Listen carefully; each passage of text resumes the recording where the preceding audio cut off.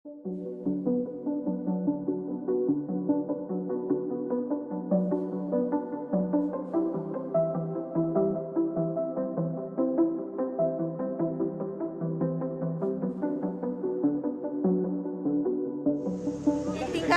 pakaian kami, lepas tu dokumen-dokumen yang penting macam apa, surat beranak anak itu je yang kami bawa.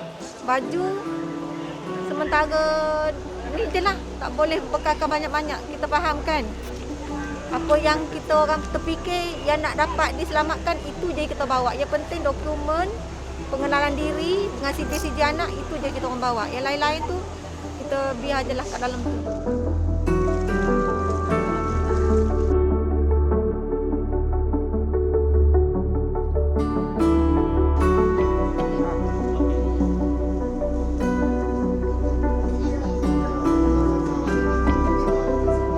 Kita dari zero balik lah kita orang start.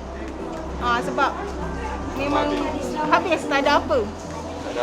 Tak ada apa yang selamat. Kalau boleh tolonglah kami kan. Tolong tengok kami ni.